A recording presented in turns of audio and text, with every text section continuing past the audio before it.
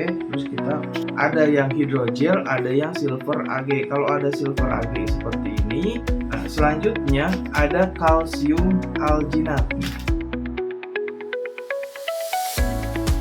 Nah, ini berarti sekitar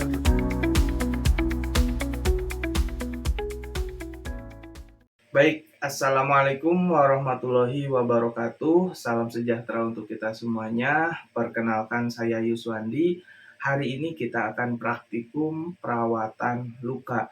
Tentunya dengan berbagai kondisi luka, beberapa ya, karena banyak sekali ya. Nah, tentunya untuk mendapatkan hasil perawatan luka yang optimal, kita harus menyiapkan peralatan dressing yang tepat sesuai dengan kondisi lukanya ya, seperti itu. Tentunya ada beberapa step ya yang perlu kita lakukan, mulai dari persiapan alat, persiapan pasien, lingkungan, tahap kerja, baru tahap evaluasi. Oke, kita akan mulai dari tahap yang pertama, yaitu persiapan alat. Peralatan yang saya siapkan, ini pentem lukanya ya nanti. Oke, yang pertama bengkok, ya. Terus instrumen ini ya, ada ini steril nantinya ya. Ada pinset anatomi silurgis, ada gunting dan kasa. Nah, untuk kasa kita bagusnya yang kalau saya sih merekomendasikan yang seperti ini, bukan gulung ya, lebih gampang gitu ya untuk kasa. Jadi ini lembar-lembarnya seperti ini, jadi lebih mudah ya. Nah, nanti kita bisa tuangkan ke situ dulu gitu ya, kalau kasa yang seperti ini. Oke, setelah kasa, selanjutnya hand sanitizer, transparan film. Jadi pada kondisi misalnya nanti pakai gel ya, kita tidak pakai kasa, tutup pakai ini. Ya, ada transparan film. Ya, jenis dressing ini ya maksudnya. Oke. Selanjutnya untuk plasternya ada Transofik ini ya, Hipapik, bukan Transofik, Hipapik ini lebih kuat. Nah, atau pakai plaster biasa. Ada sabun antiseptik. Kalau kondisi lukanya kotor, kita memerlukan sabun. Ya. Selanjutnya NaCl dan Transofik ini harus satu pasang ya, karena kita mau guyur lukanya. Ya. Nah, selanjutnya harus ada gunting. Ya. Oh iya, satu lagi elastis perban. Ya. Kalau misalnya plester ini alergi atau pasien alergi, bisa setelah tutup kasa bisa menggunakan. Nah, ini ada yang hidrogel, ada yang silver Ag. Kalau ada silver Ag seperti ini bisa digunakan untuk kondisi pasiennya yang infeksi nanah ya. Saya ini mereknya bisa menggunakan satu lagi adalah nih ya, seperti ini, Aquacel silver ya. Ini untuk pasien kondisi misalnya kondisi lukanya ada nanah, ada pus gitu ya. Ini bisa kita pakai ya. Kedua ini silver Ag ya, yang mereknya ini ada Aquacel, ada Silver Sol. Ini digunakan untuk pasien-pasien yang kondisi lukanya itu infeksi, ada pus gitu ya, nanah gitu. Ini kita bisa pakai. Nah, selanjutnya ada kalsium alginat seperti ini. Ini digunakan kalau kondisi lukanya warna lukanya merah gitu ya, dan sudah bagus. Ini merangsang pertumbuhan jaringan baru ya. Altostat ini kalau ini mereknya ya. Selanjutnya ada yang namanya hidrokoloid. Nah, hidrokoloid itu contohnya ini mereknya Duoderm CGF, ada juga Duoderm Extratin gitu ya. 2 dirham X-Latin. Ini lebih tipis, kalau ini lebih tebal. Nah, kapan dipakainya? Kalau kondisinya grade 1 lukanya bisa pakai ini. Kalau grade 2 bisa pakai yang tebal. Ini contohnya. Ya. Oke, selanjutnya nah ini ada Cutimed Sortbak, ini bisa dipakai sesuai dengan indikasi dokter ya, antibakterial. Nah ini transparan film yang ada padnya seperti ini. Nah selanjutnya kalau yang seperti ini biasanya ada transparan film tapi pad untuk luka misalnya post SC gitu ya, seperti ini. Nah saya ketinggalan nih, ada penggaris harusnya di sini ya.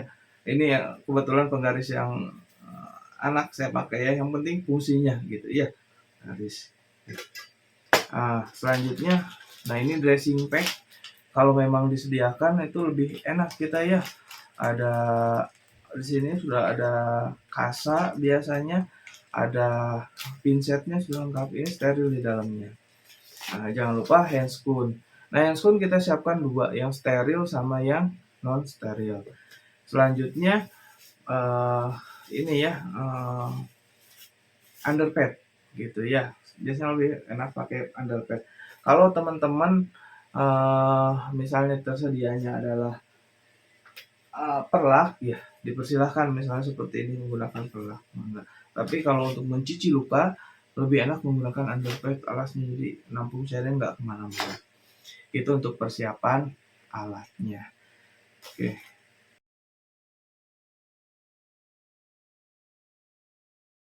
Kita sampaikan Bapak Ibu, kita akan melakukan perawatan lukanya ya.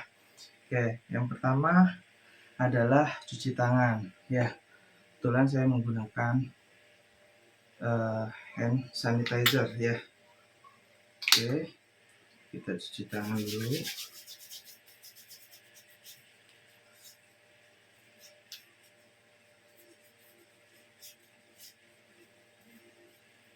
Oke, nah selanjutnya kita pakai handscoon ya. Handscoon biasa, jangan handscoon steril ya. Nanti kita pakai handscoon sterilnya ketika sudah dibuka. Sudah selesai semuanya ya. Oke, nah selanjutnya dekatkan alat ke pasien ya. Oke, nah selanjutnya kalau misalnya lukanya terbuka belum ditutup ya, kita bisa langsung ambil foto kondisi sebelum luka. Tapi kalau misalnya kita membersihkan pasiennya yang memang sudah ditutup sebelumnya lukanya, berarti kita buka dulu lalu kita foto gitu ya kondisi lukanya. Nah selanjutnya jangan sampai menyentuh yang steril dulu ya, sebelum area semuanya sudah terbuka gitu ya. Jadi jangan sampai nanti pasang handscoon tapi ininya udah pasang handscoon steril tapi ini belum terbuka gitu ya, belum disiapin apa-apanya gitu ya. Oke ya. Nah selanjutnya apa yang kita lakukan? Pasang alas. Nah kalau teman-teman mau pakai perlak ya silahkan. Nah ini saya menggunakan underpad gitu ya, boleh. Nah kalau underbagnya dirasa terlalu besar bisa kita gunting gitu ya. Nah teman-teman harus siapin gunting biasa gitu ya. Saya gunting dulu, alasi. Oke, saya simpan dulu sini. Alasi lukanya dengan underpad seperti ini ya. Oke, nah seperti ini. Oke, nah selanjutnya apa yang harus dilakukan? Dekatkan bengkoknya gitu ya. Nah selanjutnya apa yang perlu kita siapkan lagi? Kita lihat observasi mana yang harus kita buka cairannya. Nah tentunya cairannya harus sudah terbuka ya, sudah ditusuk dulu gitu ya. Karena saya tidak akan, tapi kita guyur gitu ya. kondisi lukanya. Lukanya. Oke, seperti ini. Jadi sudah seperti ini. Ya, ini bisa di sini atau kalau saya letakkan dulu di sini, nanti sesuaikan dengan kondisi pasiennya. Oke, sabun belum terbuka, kita pakai bukakan sabunnya. Ya. Nah, oke. Kita bisa melihat kondisi luka. Tadi kan kalau pakai sarung tangan bersih dulu kita buka ya. Oh, kondisinya seperti apa nih? Bisa kita lihat di awal. Kira-kira akan menggunakan balutan atau menggunakan dressing apa? Yang pertama, kalau misalnya eksudatnya, kondisi lukanya eksudatnya tidak terlalu banyak gitu ya, nanti kita akan dan ada ada slough ya, kita bisa menggunakan yang namanya hidrogel gitu ya. Oke. Nah, kasus yang pertama saya akan mencontohkan adalah kondisi lukanya yang terdapat slough tapi kering, susah untuk dinekrotomi gitu ya. Ini kasus pertama ya. Berarti yang harus saya lakukan adalah menggunakan hidrogel dan nanti akan kita pakai transparan film seperti ini ya.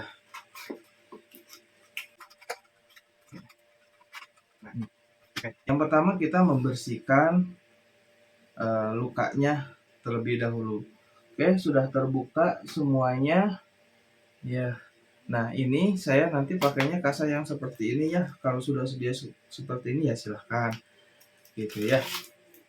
Oke.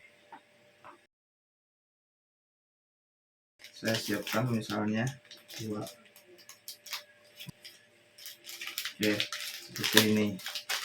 Buka handscoon non sterilnya ya. Oke.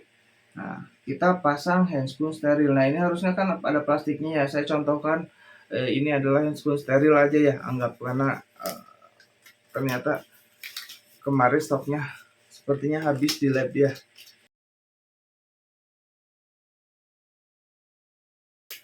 Nah, kalau sudah steril seperti ini, tentunya kita keluar ini yang memang perlu kita keluarkan. Kita tata ya pinsetnya seperti ini untuk memudahkan kita nanti kerja ya. Dan steril ya. Oke, keluarkan seperti ini saja supaya memudahkan kita nanti pada proses luka, perawatan luka. Oke, kalau enak kalau misalkan ada teman begitu ya. Oke, nah selanjutnya apa yang harus kita lakukan? Oke, tentunya yang ini akan on ya, yang ini yang akan ke pasiennya. Oke, yang pertama kita akan mencuci lukanya. Misalnya lukanya kotor, ada kotor sekali gitu ya, ada bekas-bekas misalnya tanah ataupun pasir, misalkan kecelakaan seperti itu. Nah, tentunya kita harus bersihkannya menggunakan sabun ya. Oke, nah sabun bisa kita tuangkan dulu ke sini cukupnya ya.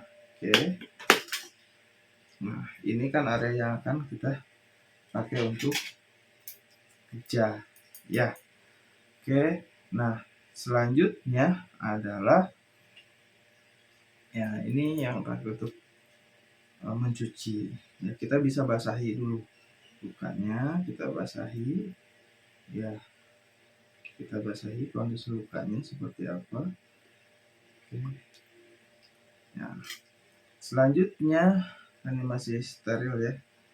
Oke, 1 kasat saja ya saya pakai untuk mencuci lukanya ya.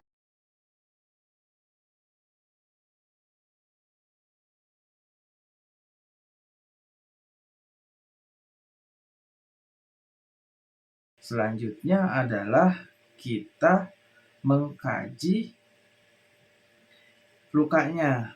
Nah, caranya adalah kita menentukan ukuran lukanya. Ingat ya, panjang itu ke arah kepala pasien. Misalnya ini ke arah kepala pasien. Berarti kita bisa menggunakan yang namanya penggaris. Mohon maaf ya, penggarisnya adanya seperti ini ya.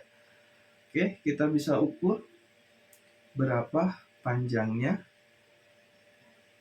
Ini berarti sekitar 15 cm. Nah, selanjutnya ke sampingnya. Ini 15 kali 6 cm. Nah, selanjutnya dalamnya ambil yang terdalam. Misalnya ini. Ambil yang terdalam. Oke. Sudah segini, maka kita lihat bisa ukur. Oh, ini 3. 15 6 kali 3. 2,5 ya. 15 6 2,5. Nah, selanjutnya cari ada goa atau tidak.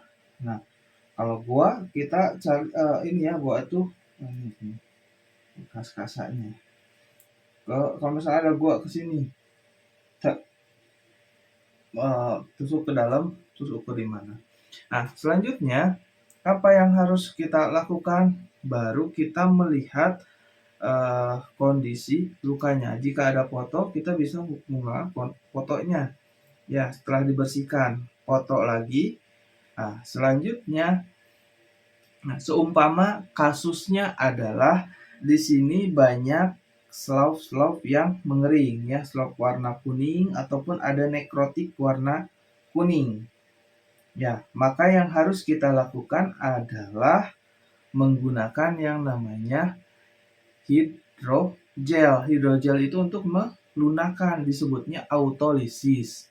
Ya, caranya adalah kita sudah hidrogel misal begini. Nah, kita tinggal bisa tuangkan saja ke sini ya, hidrogelnya yang di area slough yang akan kita autolisis. Tentunya tidak semuanya. Slough yang mana yang akan kita lisiskan? Kenapa? Slough itu menghambat pertumbuhan jaringan baru. Kaji kondisi lukanya pada step ini. Ya, misalnya di sini, di area sini. Oke, kalau sudah, step kita adalah sudah, nah ini kita sudah on-kan di sini ya. Kita menggunakan yang namanya transparan film. Ya, oke, kita on-kan, sudah on. Gini ya, film di sini. Oke. Nah, cukup segini. Nah, kita tekan. Nah, ini karena berbeda ya. Bagusnya supaya nggak cepat lepas gitu ya, kita pasang kasa.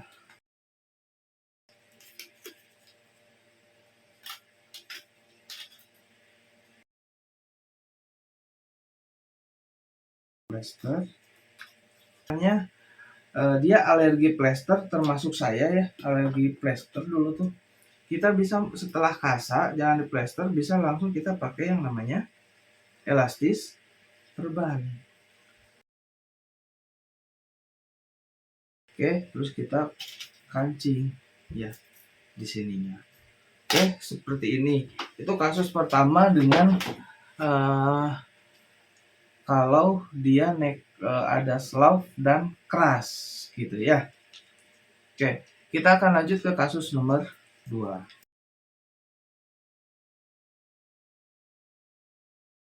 Oke, kita lanjut ke kasus yang selanjutnya ya, pemilihan dressingnya.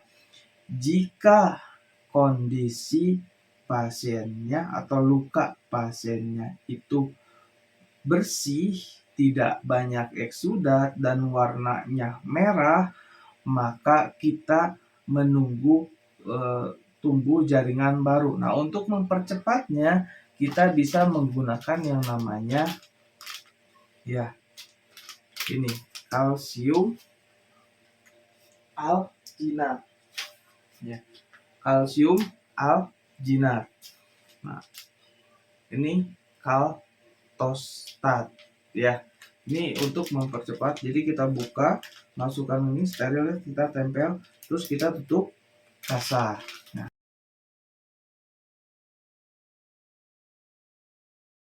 selanjutnya kalau dia infeksi, kondisi lukanya infeksi, maka yang harus kita pakai salah satunya adalah menggunakan silver AG. Misalnya ada pus, nanah, eksudatnya banyak, maka kita bisa menggunakan yang namanya Aquacel Silver, atau tadi bisa menggunakan Silver AG. Tadi saya mencontohkan yang kasus pertama ini adalah sebagai hidrogel ya, mirip cuman beda nama di sininya gitu ya, tulisannya. Nah, ini adalah Silver AG. Ini juga sama untuk luka infeksi banyak nanah plus gitu ya. Selain nanti meresepkan, melihat resep dari dokter. Kalau dokternya bisa mau menggunakan Cutimed seperti ini, boleh gitu ya. Ya, tergantung resepnya juga. Tapi kita harus tahu pemilihan dressing yang tepat pada kondisi luka seperti itu. Ya, pada intinya setelah menggunakan mau pakai Cutimed, kita tinggal tutup kasa. Tadi ya prinsip steril. Tadi kan yang ini tadi sudah on. Ya, ini yang tadi. Kita tinggal sama. Kalau misalnya udah pakai Cutimed, kita tinggal tutup kasa ya secukupnya. Ini saya menghemat ya. Saya coba ilustrasikan.